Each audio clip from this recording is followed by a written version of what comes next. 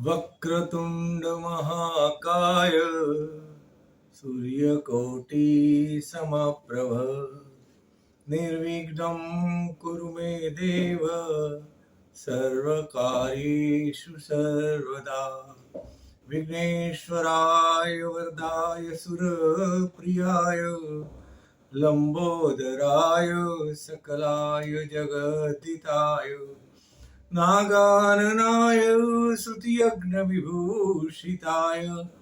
गौरीसुताय गणनाथ नमो नमस्ते। ओम गंगणपते नमः। ओम शारदाय नमः। शांताकारं भुजगशयनं पद्मनाभं सुरेशं विश्वाधारं गगनसदृशं मेघवर्णं शुभांगं लक्ष्मीकान्तं कमलनयनं योगिभिर्धान्यगम्यं वन्दे विष्णु भवभयहरणं सर्वलोकैकनाथं।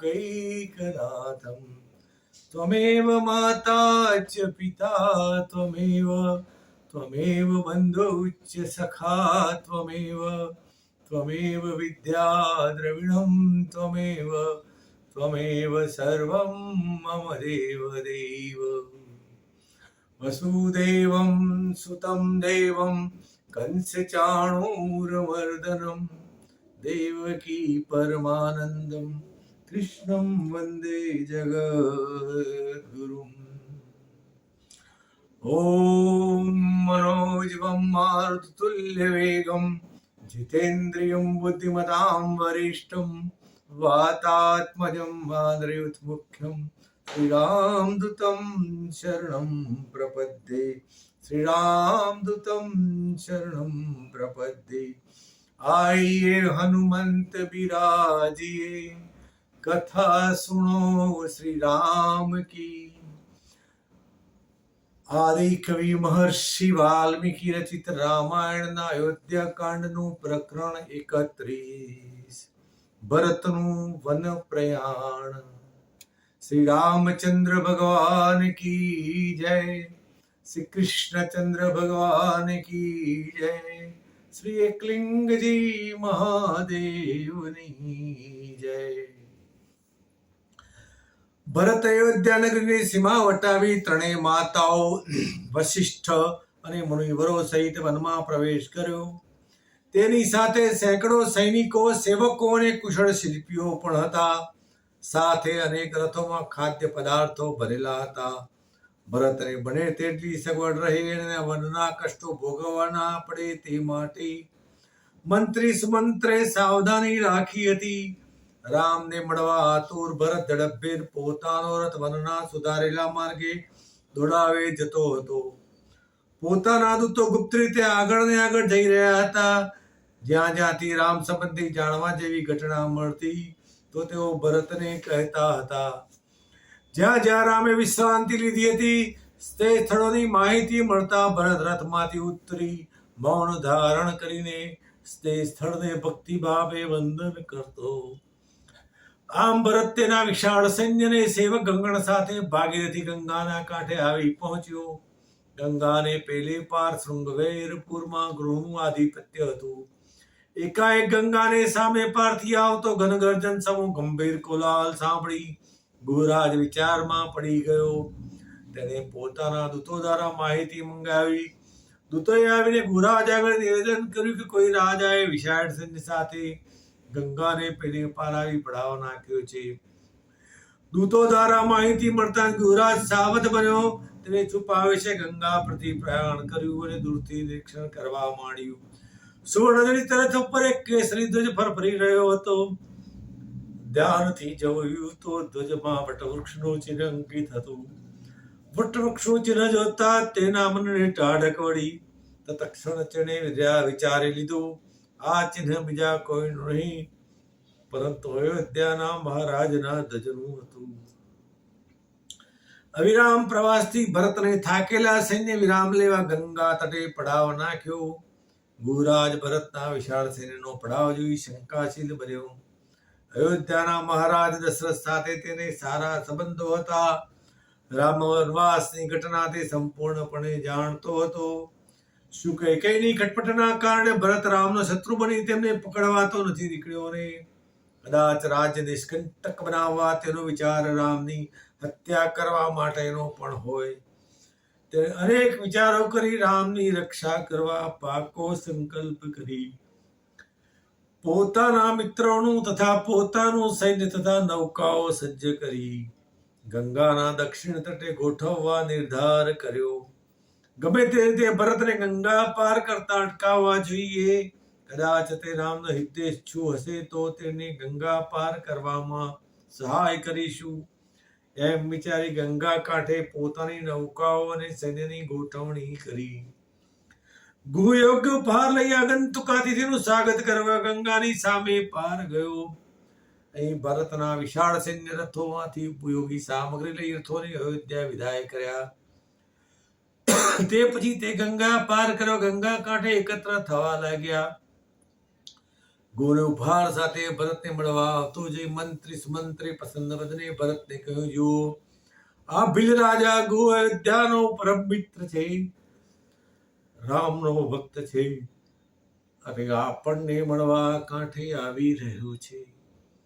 તે અહીંનો રાજા છે અને વનની એક એક કીડીનો જાણકાર છે. કદાચ અત્યારે રામ ક્યાં છે તે પણ તે જાણતો હશે. આપણને તે રામને મેળવવામાં ઉપયોગી થઈ પડશે. સુમંત્ર ભરત સાથે વાતો કરતો હતો એટલામાં ગોરાજ નાવને ગંગા તટે લાંગરી તેમાંથી ઉતરી ભરત પાસે આવી સ્વાગત કરતા બોલ્યા, રાજકુમાર, તમારા અણધાર્યા આગમનથી મને આશ્ચર્ય થયું છે. આ રાજ્ય તમારું જ છે સમજો. અમે તમારી આજ્ઞા પ્રમાણે સેવા કરવા તૈયાર છીએ. મહારાજ દશરથ મારા પૂજ્ય રાજા હતા. રામ અમારા મિત્ર છે, તેથી તમે પરાયા નથી. તમારી સેવા કરવાનું સૌભાગ્ય મને પ્રાપ્ત થયું, તેથી મારા મનમાં અત્યંત આનંદ થયો છે. હું તમારી શી સેવા કરું, આજ્ઞા કરો. ભરતે કહ્યું, ભાઈ ગુહ, તારા અપાર પ્રેમ માટે હું તને ધન્યવાદ આપું છું. મારે જેમ બને તેમ સત્વરે મહર્ષિ ભરદ્વાજના આશ્રમે જવું છે.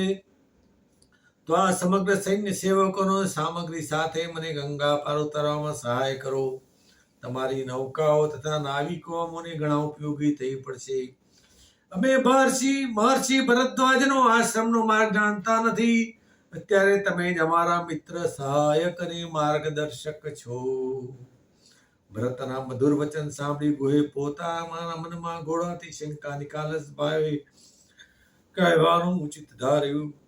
તેણે કહ્યું, રાજકુમાર, જો તમે રામની શોધમાં નીકળ્યા હો તો આ વિશાળ સૈન્યની શી આવશ્યકતા છે? તમારો રામનું હિત કરવાનો વિચાર તો નથી ને? જો એમ હશે તો મહાત્મા રામ પાસે જતા પહેલા તમારે મારા સૈન્યનો પ્રતિકાર કરવો પડશે. મારા દેહમાં પ્રાણ હશે ત્યાં સુધી તમે શ્રી રામનું કશું જ અહિત કરી શકશો નહીં. ગુના શબ્દો સાંભળતા જ ભરત સ્તબ્ધ થઈ બની ગયો. જાણે દેહમાં પ્રાણ જ ન હોય તેવો જડ બની ગયો. તે એકી ટસે ગૃહની સામે જોઈ રહ્યો. ગોની સ્પષ્ટ અને નિર્મળ વાણી સાંભળી ભરત હૃદયથી બોલ્યો, ગુરાજ, તમારી વાણી સાંભળી મારું હૃદય કંપી ગયું છે. તમે મારા માટે આવી ધારણા બાંધી, તેથી મને અપાર દુઃખ થયું છે. તમે રામના નામે જીવન સમર્પણ કરવા તત્પર છો, તો મને પણ તમારા જેટલી જ રામ ઉપર ભક્તિ છે. મારે માટે રામ પિતા પણ છે, ગુરુ પણ છે અને ભાઈ પણ છે. હું તેમને વનમાંથી અયોધ્યા તેડી જવા આવ્યો છું. આ વિશાળ સૈન્ય અને સામગ્રી મારા હિત માટે નથી. તેમને અયોધ્યા આવતા કોઈ પણ પ્રકારનું વ્યવધાન ન નડે તેટલા માટે સાથે લાવ્યો છું. હું મારી માતાની કપટ લીલાથી અજાણ હતો. જ્યારે મેં તેમના કપટને બરાબર સમજી લીધું, ત્યારે અયોધ્યાની રાજગાદીએ શ્રી રામનો અભિષેક કરાવવાનો દૃઢ સંકલ્પ સાથે તેમને તેડી જવા નીકળ્યો છું. હવે તમે મારા ઉપર શંકા કરી મને વધુ દુઃખી ના કરશો. ભરતની ગંગા જળ જેવી નિર્મળ વાણી સાંભળી ગો રાજા આનંદ પામ્યો. હવે તેને ભરત ઉપર કોઈ પ્રકારની શંકા રહી નહીં. અનાયાસે મળેલું રાજ્ય સુખ વૈભવનો ત્યાગ કરી રાજ્યના ખરા અધિકારી રામને રાજ્ય સોંપવા તત્પર ભરતનો રામ પ્રત્યેનો આદર અને ભક્તિભાવ જોઈ ગુરુએ ભરતની તનમનથી સેવા કરવાનો સંકલ્પ કર્યો. ખળખળ કરતો ગંગાનો અસ્ખલિત પ્રવાહ વહી રહ્યો હતો. પક્ષીઓ પોતપોતાના માળામાં રાત્રિ નિર્ગમન કરવા બેસી ગયા હતા. સાયંકાળ પછી વાતાવરણમાં શાંતિ પથરાતી જતી હતી. આવા નિશબ્દ સમયે ભરત અને ગુરુ વચ્ચે સખા ભાવ પાંગરી ઉઠ્યો. બંને જણા વાતે વળગ્યા. ભરતે ગુહને પૂછ્યું, ભાઈ ગુહ, જ્યારે રામ અહીં રહ્યા ત્યારે શું ખાધું હતું, ક્યાં બેઠા હતા અને ક્યાં શયન કર્યું હતું, એ તો કહો. ગુહ બોલ્યો, રાજકુમાર, રામ જ્યારે અહીં વિશ્રાંતિ લેવા બેઠા ત્યારે લક્ષ્મણજીએ તેમના માટે પાણી લઈ આવ્યા. તે તેમણે પીધું. તે પછી હું ભોજન લઈ આવ્યો, પરંતુ તેઓ ભોજન જમ્યા નહીં અને ભોજનને સ્પર્શ પણ ન કર્યો. તેથી મારે ભોજન સામગ્રી પાછી લઈ જવી પડી. આ વેળા સીતાજી કોમળ ઘાસ એકત્ર કરી રામ માટે શૈયા બનાવી રહ્યા હતા.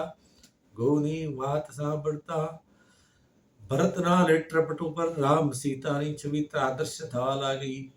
આ છબી આંખ આગળ તરવરતી હતી. ભરત છબીને ભક્ત ભાવે વંદન કરી બોલ્યો, ગુરાજ લક્ષ્મણજી શું કરતા હતા? રાજકુમાર, તે દિવસે રામે ભોજન ત્યાગ કર્યો એટલે લક્ષ્મણે પણ ત્યાગ કર્યો. રામ સીતાજી પોતાની શૈયામાં સૂઈ રહ્યા ત્યારે લક્ષ્મણ અને હું ધનુષ્ય બાણ લઈ ચોકી કરવા લાગ્યા. લક્ષ્મણને મેં કહ્યું, હું સાવધ બનીને બધાની રક્ષા કરીશ, તમે થોડીક નિંદ્રા લઈ લો. પરંતુ લક્ષ્મણે કહ્યું, ભાઈ ગુહ, મારા પૂજ્ય રામ સીતા વન વગડામાં વગડા આકાશ નીચે કઠણ ધરતી પર સૂઈ રહ્યા હોય તેવા તાણે મને ઊંઘ આવે ખરી.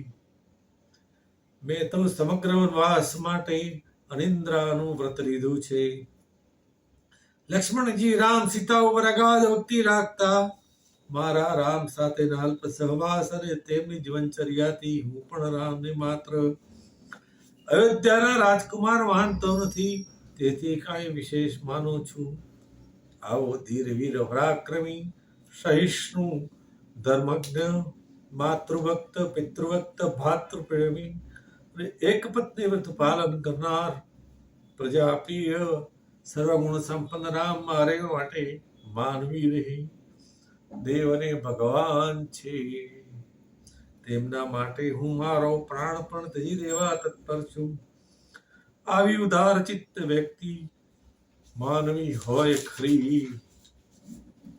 આમ બંને જણાએ ઘણી વાતો કરી અને પછી ગુરુ પોતાના સ્થળે વિશ્રાંતિ લેવા ગયો. ભરત અંધકારમાં રામ, લક્ષ્મણ અને સીતાજીના રેખા ચિત્રો દોડતો અદષ્ટમાં જોતા જોતા વિશ્રાંતિ લેવા નિંદ્રાધીન થયો. પ્રાતઃ કાળ થતા નિત્યકર્મથી પરવારી ભરત પ્રયાણ કરવા પ્રબંધ કરવા લાગ્યો. એટલામાં બેલાજ ગુરુ આવી પહોંચ્યા. સામે તીરે ઉભેલા પોતાના બધા જ નાવિકો તથા સેવકોની નૌકાઓને આ કાંઠે લાવવાનો આદેશ આપ્યો. યુવરાજની આજ્ઞા થતા જ નાવિકો પોતાની નૌકાઓ સડસડાટ હંકારી આ કાંઠે આવી પહોંચ્યા. ગુહે પોતાના સેવકોને બધી સામગ્રી નૌકામાં ભરી દેવા જણાવ્યું. જેમ નૌકાઓમાં સાધન સામગ્રી ભરાતી ગઈ તેમ તેમ નૌકાઓ પરે પાછા વિદાય કરી. તે પછી ભરતનું બધું જ સૈન્ય નિર્વિઘ્ને ગંગા પાર કરી કાંઠે ઉતાર્યું. સૈન્ય સેવકો અને શ્રમિકોના આનંદના ધનથી આખા ગંગા કાંઠે કોલાહલ મચી ગયો. થોડી વારમાં ભરત અને શત્રુઘ્નની ફૂલોથી શણગારેલી ઘોડીઓ આવી પહોંચી. તેમની સાથે જ ગુરુ વશિષ્ઠ, મુનિજનો, અમાત્યોની નૌકાઓ પણ આવી. ભરત શત્રુઘ્ને ગુરુરાજાનો હૃદયપૂર્વક આભાર માન્યો. બિલરાજાને રાજકુમારનો આભારનો ભાર લાગતો હોય તેમ નતમસ્તકે ઉભો રહ્યો. થોડી વાર પછી તે બોલ્યો, રાજકુમાર ભરત, મેં અયોધ્યા સાથેના ગાઢ સંબંધના કારણે નિષ્ઠાથી મારા કર્તવ્યનું પાલન કર્યું છે, તેથી વિશેષ મેં કાંઈ કર્યું નથી. હવે મારી યોગ્ય જે આજ્ઞા હોય તે મને નિસંકોચ કહો. ગુરુરાજ, હવે હું આગળ પ્રયાણ કરવામાં વિલંબ કરવા ઈચ્છતો નથી. મને મહર્ષિ ભરદ્વાજના આશ્રમ દિશાનું સૂચન કરો. ગુરુરાજે તેમને આશ્રમમાં જવાના સમગ્ર માર્ગનું વર્ણન કરી ભરતની ભાવભરી વિદાય લીધી. ભરતે પોતાના સૈન્ય સાથે પ્રયાગના ઉપવનમાં પ્રવેશ કર્યો. વનમાં પ્રયાણ કરતા મહર્ષિ ભરદ્વાજના આશ્રમ પાસે આવી પહોંચ્યા. આશ્રમનું વાતાવરણ કોલાહલથી ડહોળાય નહીં એટલા સારું ભરતે સૈન્યનો પડાવ આશ્રમથી દૂર રાખ્યો. આયુધો અને સાધનો પણ ત્યાં ઉતાર્યા. અહીંથી ઉપવનની પાસે આવેલો મહર્ષિ ભરદ્વાજનો આશ્રમ દેખાતો હતો. આશ્રમની વચ્ચે મહર્ષિની રમ્ય કુટીર દેખાતી હતી. મહર્ષિ વશિષ્ઠ મહર્ષિ ભરદ્વાજને મળવા આતુર હતા. તેઓ વામદેવ, અમાત્ય સુમંત્ર તથા ભરત શત્રુઘ્નને લઈને પગપાળા ચાલવા લાગ્યા. આશ્રમ પાસે આવીને ભરતે રાજપુરુષોને, અમાત્યોને, મંત્રીઓને ઉપવનમાં વિશ્રામ કરવા કહ્યું. આમ આશ્રમની મર્યાદા પાડીને ભરતે વશિષ્ઠ સાથે આશ્રમમાં પ્રવેશ કર્યો. જ્ઞાન મૂર્તિ વશિષ્ઠને આવતા જોઈ તપોમૂર્તિ ભરદ્વાજ તેમની સામે ગયા. પરસ્પર અભિવાદન કરી રાજકુમારોનું સ્વાગત કર્યું. ભરદ્વાજે વશિષ્ઠનું પૂજન અર્ચન કરી અર્ધ પ્રદાન કર્યું. તે પછી રાજકુમાર ભરત શત્રુઘ્નનું સન્માન કરી કુશળ સમાચાર પૂછ્યા. બધા મધુપર્ક ગ્રહણ કરી બેઠા. તે પછી મને ભરદ્વાજે ભરતને ચકાસી જવા પૂછ્યું, રાજકુમાર, રાજાનું કર્તવ્ય ત્યજી અયોધ્યા છોડી વનમાં કેમ આવવું પડ્યું? અત્યારે તો તમારે અયોધ્યામાં રહેવું જોઈએ. તમારા માતાની માગણી અને લાગણીને વશથી મહારાજ દશરથે રામને અયોધ્યાથી નિષ્કાસિત કરી 14 વર્ષનો વનવાસ આપ્યો છે. 14 વર્ષ સુધી તો તમારા ઉપર કોઈ સંકટ આવવાનું નથી. અત્યારે તેઓ દંડક વનમાં લક્ષ્મણ અને સીતાજી સાથે રહે છે. છતાં શું તમે રામ આજ્ઞાનું પાલન કરે છે કે નહીં તે જોવાની ઈચ્છાથી અહીં આવ્યા છો? હજુ તમને રામ કંટક સમાન કુંચે છે ખરા? ભરદ્વાજની અંધારી તિક્ત કટુવાણી સાંભળી ભરત ગુંગળાઈ ગયો. તે કશો જ ઉત્તર આપી શક્યો નહીં. તેનું હૃદય દુઃખથી ઓલવાઈ ગયું. તેની આંખોમાંથી અશ્રુ જળ વહેવા લાગ્યા. થોડી વારે સ્વસ્થથી ભરદ્વાજ સામે જોઈ બોલ્યો, આવો પાલંબ સહન કરી જીવવા કરતા તો મરવું સારું. તે પછી ભરદ્વાજ સામે ઊંચું મોં કરી કહેવા લાગ્યો, મુનિજન, શું તમને મારા ઉપર શંકા લાગે છે? મારી માતાએ તેની દાસીની દોરવણીથી જે કાંઈ કર્યું તેમાં હું નિર્દોષ છું. તે વેળાએ હું મોસાળ હતો. આ વિષય ચક્ર કે કુટિલ કાવતરાથી હું સાવ અજાણ હતો. જ્યારે હું મોસાળથી પાછો અયોધ્યા આવ્યો ત્યારે જ મને મારી માતાની કપટકળાની જાણ થઈ. મારા ઉપરનો પ્રેમ અને તેની મહત્વાકાંક્ષા માટે તેમણે દુરાચરણ કરીને પ્રાપ્ત કર્યું છે તેમાં હું ભાગીદાર નથી. હું સત્યનું અનુશીલન કરી મારી માતાએ કરેલા અનિષ્ટને દૂર કરીશ. હું શ્રી રામચંદ્રજીને વનમાંથી અયોધ્યા લઈ જઈશ અને તેમનો રાજ્યાભિષેક કરાવીશ. ત્યારે જ મારા આત્માને શાંતિ થશે. અત્યારે રામચંદ્ર ક્યાં છે તે શોધીને હું તેમને મારી સાથે અયોધ્યા લઈ જવા આવ્યો છું. ભરદ્વાજે સ્મિત કરતા કહ્યું, ભરત, હું આખી ઘટનાથી પરિચિત છું. તારી રામ ભક્તની કસોટી પરીક્ષા કરવા મેં સહજ ભાવે તને પૂછ્યું હતું. તું ઘણો લાગણીશીલ છે. મારા વચનોથી તને દુઃખ થયું હશે, પરંતુ વત્સ તું માઠું લગાડીશ નહીં. મારા કટુ પ્રશ્નોથી તો તારો મહિમા પ્રગટ થયો છે. રામનો નિવાસ હું જાણું છું. અત્યારે તેઓ ચિત્રકૂટ પર રહે છે. તેઓ 3 જણા રામ, લક્ષ્મણ અને સીતા કુશળ છે. હવે તારી માતાઓની મને ઓળખ કરાવ. મહારાજ દશરથની 3 રાણીઓ કૌશલ્યા, સુમિત્રા અને કૈકેયીની ભરતની સાથે જ રામને લેવા નીકળ્યા હતા. ભરતે આ 3 માતાઓની ઓળખ આપતા કહ્યું, ઋષિજન, આ ઉભા 3 મારી માતાઓ છે જેના રામ સર્વસ્વ હતા. તે આ રામચંદ્રના માતા કૌશલ્યા છે. મારા પુત્રનો વિયોગ સહન કરનાર, પોતાના પુત્રનો વિયોગ સહન કરનાર. આ લક્ષ્મણ શત્રુઘ્નની માતા સુમિત્રા છે અને પેલા દુઃખભારથી નમેલા વાંકા વળી ગયેલા સર્વ અનિષ્ટોના કારણરૂપ મારી માતા કૈકેયી છે. ભરતે પરિચય કરાવ્યા પછી 3 રાણીઓએ તપોમૂર્તિ ભરદ્વાજને ચરણવંદન કર્યા અને આશીર્વાદ મેળવ્યા. પશ્ચાતાપમાં ડૂબેલી કૈકેયીને જોઈને ભરદ્વાજે ભરતને કહ્યું, ભરત જે બનવાનું હોય તે જ બને છે. એમ સંજીવીને શોક સંતપ્ત માતા કૈકેયી પર દેશ રાખી કઠોર વર્તન કરીશ નહીં. ભરદ્વાજે વશિષ્ઠને કહ્યું, મહર્ષિ રાજકુમાર ભરતે પોતાનું સૈન્યને રસાલાનો ઉતારો આશ્રમથી દૂર કેમ રાખ્યો છે? વશિષ્ઠ ઉત્તર આપે તે પહેલા ભરત બોલ્યો, મુનિજન સૈનિકોના કોલાહલ અને અવરજવરના ઘોંઘાટથી આશ્રમનું વાતાવરણ કલુષિત ન થાય એટલે મેં સૈન્યનો ઉતારો આશ્રમથી દૂર રાખ્યો છે. હવે મને આશીર્વાદ આપી વિદાય આપો. હું હવે અહીંથી પ્રયાણ કરવા માંગુ છું. અરે ભાઈ, ભોજનનો સમય થવા આવ્યો છે. અતિથિ સત્કારની તક હું ખોવા માંગતો નથી. જમ્યા પછી જવાનું વિચારજો. હે તપોનિધિ, આટલી મોટી વિશાળ સેના અને અન્ય મહાજનોની ભોજન વ્યવસ્થા આશ્રમમાં કરવી મને ઉચિત લાગતી નથી. ભરત તું એમ માને છે કે એમ અતિથિ સેવામાં ના ઉતરીશું, પણ અમે એમ નથી. આશ્રમ ઉપર તો ભગવાનની અસીમ કૃપા છે. હમણાં તો તમે સૈન્ય સાથે નિરાંતે વિશ્રામ કરો. ભોજનની વ્યવસ્થા થતા વાર નહીં લાગે. ભરત ભરદ્વાજના વચન સાંભળી વિસ્મય પામ્યો અને તેમનું નિમંત્રણ સ્વીકારી પોતાના રસાલામાં ગયો. તપોનિધિ ભરદ્વાજે ભગવાન વિશ્વકર્મા તથા અન્ય દેવોનું આહ્વાન કરીને તેડાવ્યા અને આશ્રમના પટાંગણમાં ઘડીભરમાં ભોજનની વ્યવસ્થા થઈ ગઈ. આ વ્યવસ્થા કરવામાં આશ્રમની આસપાસ વસતા ઋષિકુમારો, શિષ્યોની તે સેવાભાવી માણસો ઉમટી પડ્યા હતા. બધાએ આગંતુકોની અતિથિ સેવામાં કશી ઉણપ ન રાખી. ભરત સાથે આવેલા સૈન્ય સમૂહે આવા સ્વાદિષ્ટ વ્યંજનો જીવનમાં પહેલી વાર ચાખ્યા. તેથી તેઓ વધુમાં વધુ જમી ઉન્મત્ત બની ગયા. કેટલાક તો પરિતૃપ્ત થઈ કહેવા લાગ્યા કે આપણે તો ચિત્રકૂટ પર જવું નથી, કે અયોધ્યા પણ જવું નથી. સદા એ આશ્રમમાં જ રહેવું છે. અહીં તો ખાવા પીવાની લહેર છે. ભરત અને સમગ્ર સેનાએ તથા વશિષ્ઠાદિ મહાનુભાવો અને ત્રણેય રાણીઓએ રાત્રિ ત્યાં નિર્ગમન કરી. સવારે ભરદ્વાજ મુનિએ ભરતને કહ્યું, અહીંથી યોજન મંદાકિની સરિતા વહે છે. તેની કાંઠે નિર્જન વન છે. તેની દક્ષિણે ચિત્રકૂટ પર્વત આવેલો છે. તેની તળેટીમાં કુટીરો બાંધી રામ, લક્ષ્મણ અને સીતાજી રહે છે. ભરદ્વાજના માર્ગદર્શનથી ભરતને આનંદ થયો. તેમણે મંત્રી સુમંત્રને કહી ચિત્રકૂટની દિશાએ ગમન કરવાનો આદેશ આપ્યો. ભરતનો આખો રસાલો ચિત્રકૂટની દિશાએ ઝડપથી આગળ વધવા લાગ્યો. થોડા સમયમાં દૂરથી ચિત્રકૂટ પર્વત દેખાવા લાગ્યો. ચિત્રકૂટ દેખાતા જ બધા હસની કિલકારીઓ કરવા લાગ્યા.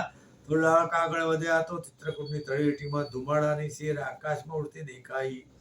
બધાને નિશ્ચય થયો કે આ જે કુટીરો દેખાય છે તેમાં જ રામ, લક્ષ્મણ અને સીતા વસતા હશે. બધાને આગળ વધતા અટકાવી ભરત, વશિષ્ઠ અને સુમંત્રા કુટીરોની દિશાએ જવા લાગ્યા. ઇતિ શ્રી મહર્ષિ વાલ્મીકી રચિત રામાયણ અયોધ્યા કાંડનું પ્રકરણ 31 સમાપ્ત. બોલો શ્રી રામચંદ્ર ભગવાન કી જય. કૃષ્ણ કનૈયા લાલ કી જય.